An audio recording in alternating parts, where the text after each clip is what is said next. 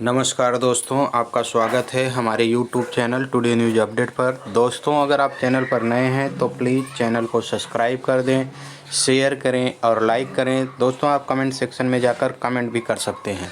दोस्तों, एनएमसी ने बड़ी खुशखबरी दी है और जो एमसीसी द्वारा ऑल इंडिया कोटे की 15% सीटों की जो काउंसलिंग चल रही है, जिसमें 19-20 तारीख को कॉलेज चॉइस फिलिंग है, उसी समय सीटों की संख्या को बढ़ा दिया है और अभी एनएमसी लगातार सीटों की संख्या बढ़ा रही है।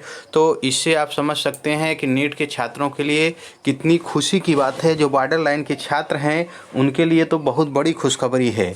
हाँ दोस्तों, जो एनएमसी है लगातार ऑल इंडिया कोटे के लिए सीटों की संख्या बढ़ा रही है और कितनी सीटें बढ़ाई हैं इसको जानने के लिए वीडियो के अंत तक बने रहिए।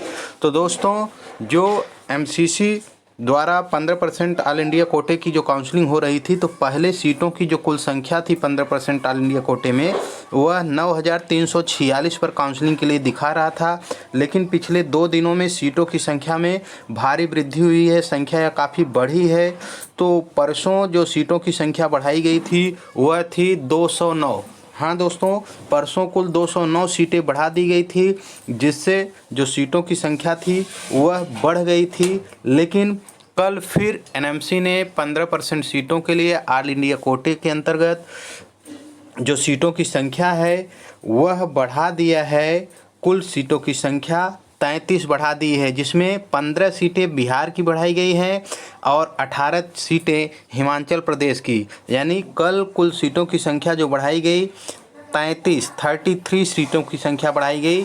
और इसके पहले जो परसों बढ़ाई गई थी सीटों की संख्या कुल बढ़ाई गई थी 209। तो 209 और 33 सीटों को मिला देने पर कुल सीटों की संख्या जो 2 दिन में सीटें बढ़ाई गई हैं ऑल इंडिया कोटे के अंतर्गत 15% के लिए, वह 242 हो गई।